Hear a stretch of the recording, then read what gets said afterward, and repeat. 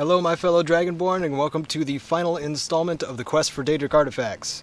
This is part 5. The intent of this series is to help you out in finding and acquiring all of the Daedric artifacts. If you are spoiler sensitive, I recommend watching the first part of each quest and then going on your own from there, because I don't want to ruin anything for you, I'm just here to help you out.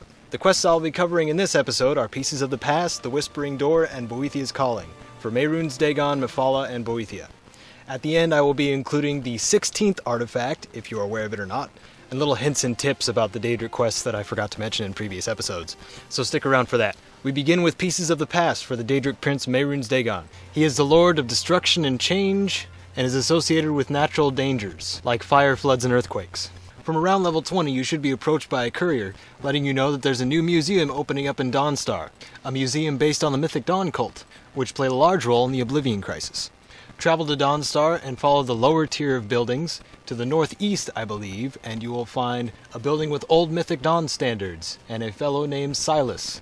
He will invite you inside to browse the displays and also has a possible job for you. Now when you ask about the job, Silas will explain about the Oblivion Crisis that happened many years ago, and Mehrunes' Razor, a Daedric artifact, was split into 4 pieces and pledged to be kept apart forever. Conveniently, all 4 pieces are in Skyrim, and you can retrieve the other 3 in any order, but the first location listed on the quest is Morthal. Head there and speak to a fellow named Jorgen. During the day he should be nearby the sawmill, and ask him about the hilt of Mehrunes' Razor. Now he doesn't really care that he's keeping it, but at any rate you will get a speech check. You can persuade, intimidate, or give him money, and he will give you the key to the chest in his house. And his house is just across the way from the sawmill, so wander inside, and the chest at the foot of the bed, open it up, and you will find the hilt of Mehrunes' Razor. The pommel stone of the razor is located at Dead Crone Rock, which is located in the upper section of Hag Rock Redoubt. This is where it gets interesting because you will be fighting Forsworn here. The quest marker will lead you through Hag Rock Redoubt, but all you really have to do is ascend the stairs up to Dead Crone Rock. So really the first part of the dungeon is completely optional. Inside of Dead Crone Rock, the layout is relatively simple. All you really have to do is ascend the steps. About midway you will run into a locked gate, but all you need to do is wander through the dining area after taking care of the Forsworn. Follow a little corridor and you will find a switch at the end with a little window facing towards the gate. This little corridor has a fire pressure plate, so be careful of that if you are flammable, I suppose. Flip that switch and your way is clear. At the very top of this ruin you will find Draskua, the Hagraven in possession of the Pommel Stone. She is protected by soul gem traps, but they're really just meant for a distraction. If you crank up your damage output for this fight and wail on her with everything you got, she'll be done in no time. Loot her, glance at the dragon wall, and take a look inside that chest, and then let's move on. The third location is Cracked Tusk Keep, northwest of Falkreath.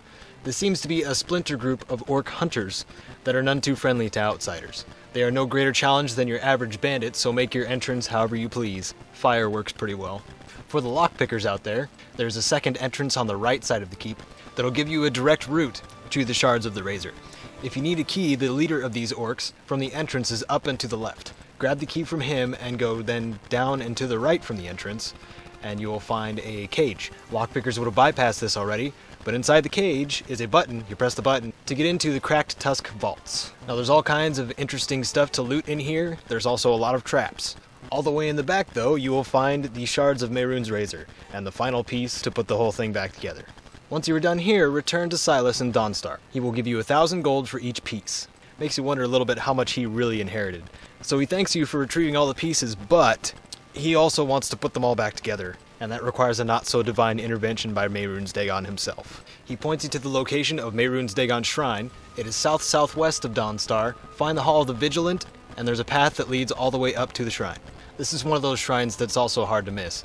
Silas is awaiting your arrival, places the pieces on the altar, and begins to try and commune with Mehrunes Dagon. Well, you wait, and you wait a little bit longer, and you think maybe he's holding his arms wrong? He turns to you and says the line is busy. No, I'm just kidding. He recommends that you try it to see if it works for you. And strangely enough, it works. And it's not because he was doing it wrong, it's because you're the one that collected the pieces. But before it's put back together, you gotta do one more thing. Dagon does not declare a winner while there is a pawn on the board. Kill Silas. He and his family have served their purpose. So here's the question of morality. Allow Silas to live. It is kind of fun watching him run away from the Dremora, but in the end you only get a measly 500 more gold. And he's completely useless to you after that too. He won't even be a party member. On the flip side, kill him, which is far from difficult when it comes to all the other things you had to go through to get to this point, and speak again to Mehrunes Dagon. You have been a worthy tool. Fill the world with destruction in my name.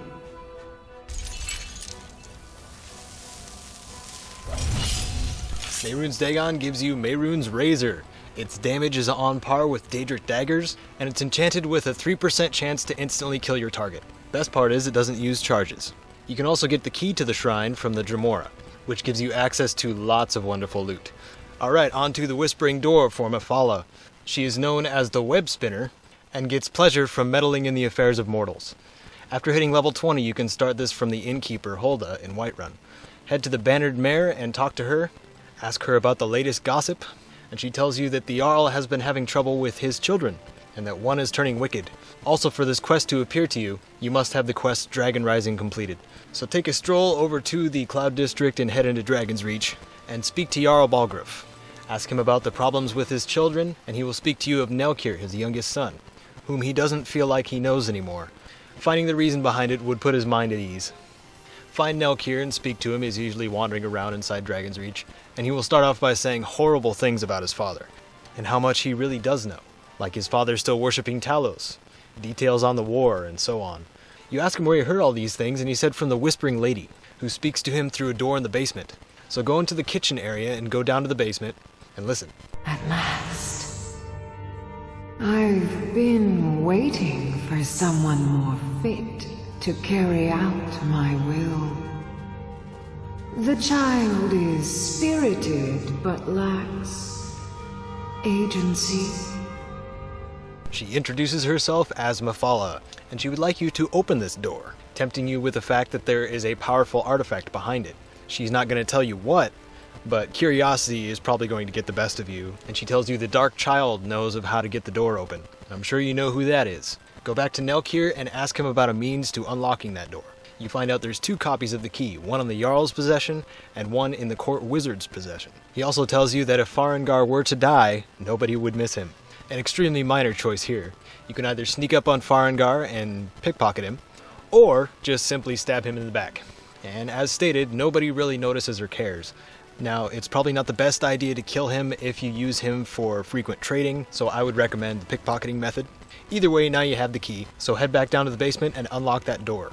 You'll find a room with nothing but a table, a sword, and a written warning.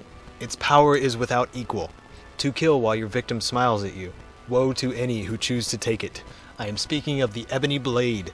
The reason for the foreboding introduction, it's that its power increases if you kill an ally. It starts at 10 lifesteal, and gains 2 every time you kill an ally, up to a maximum of 30 health per hit. And like Mehrunes Razor, it has no charges. A great one-man army weapon, but not without sacrifice. Alright guys, you got one more artifact to go, and then you will have all 15 if you followed this series, to display and use at your leisure. Onward to Boethia's Calling. Boethia rules over deceit, conspiracy, secret plots of murder, assassination, treason, and unlawful overthrow of authority. So you can deduce that one of these things will be involved in the quest. Now if you'd like the legitimate start of this quest, you will have to find a book called Boethia's Proving. Now this book is all over the place in the Dragonborn expansion. However, if you do not have the Dragonborn expansion, you can find it in Septimus Cygnus' outpost, if you're level 30 or higher. This is a place we went to in Discerning the Transmundane for Hermaeus Mora. Just so you know, the book is not required to actually start the quest. All you really need to do is show up at the shrine itself. Boethia's shrine is east and up the mountains from the Windhelm stables. Before you go any further, bring a follower you do not like, as it is a requirement for this quest.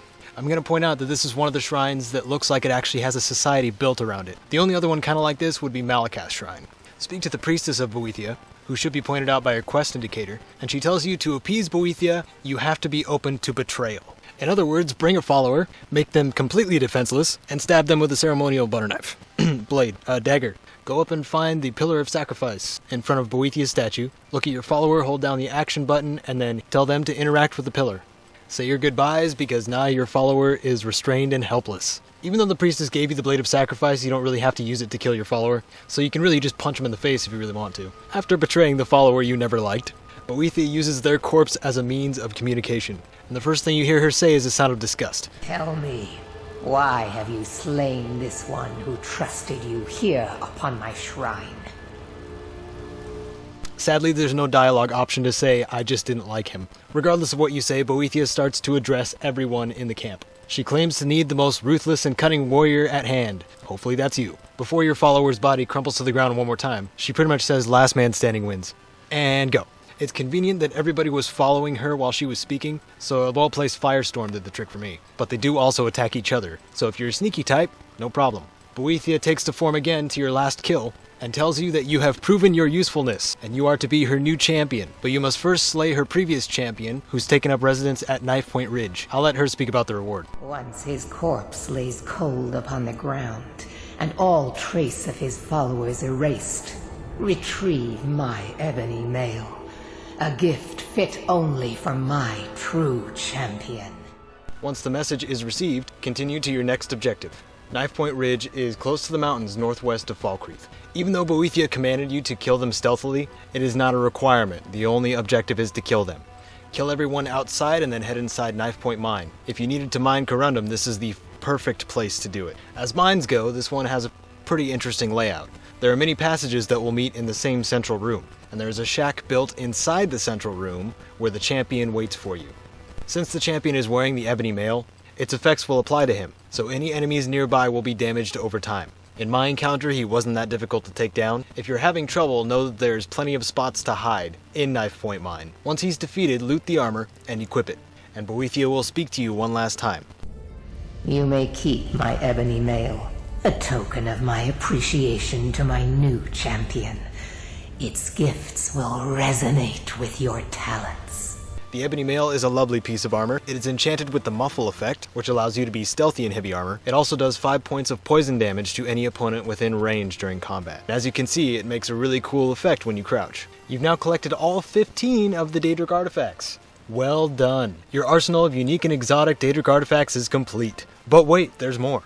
The 16th artifact I mentioned is not a part of the collection, but worth noting all the same. Those of you Oblivion veterans will remember this one, as you were allowed to keep it once you completed Nocturnal's quest. The artifact I speak of is the Skeleton Key. This is pretty much a lockpick that never breaks, so it would prove invaluable to rogues and thieves. So it would make sense that if you join the Thieves Guild and start doing their questline, you will run into the Skeleton Key. If you have not done this questline and would like to, there's a fellow named Brynjolf in Riften that you must talk to begin the Thieves Guild quest. I do not intend on doing a walkthrough on this unless enough people request it. Alright, now that all 16 are out of the way, I'm going to go over things that I missed in previous quests, a couple interesting tips, and something I must atone for. So I figured the song for my intro and outro was perfect, but in the last 4 videos I had spelled the artist's name wrong. It has been corrected with annotations, and in this video, Brandon Strader, I hope you can forgive me. In episode 1, I covered Hircine's quest, and there's a little exploit you can pull off to get both artifacts. I didn't include it in the actual video, but it was requested. Make it your first choice to help Sinding in killing all the hunters. After he thanks you, go out and talk to Hircine and get the ring. Then go back in and kill Sinding, and you will be allowed to take his hide, getting both the ring and the Savior's hide. A couple other things really quick. If you didn't notice, my mod list is located down below in the description. So if you have any questions about the mods I use, just look in the description. It's got all the links you need. Also, I'm not simply just going to be doing guide videos. I have a couple little fun videos in my channel, one mod showcase, and my next project is planned for something involving kill moves. If you like this video, press the little thumbs up button, which helps keep my confidence up. If you have requests or constructive criticism, leave a comment. I would love to hear from you guys. Thank you so much for watching my video series. This is Cato Genesis. Best of luck on your future quests.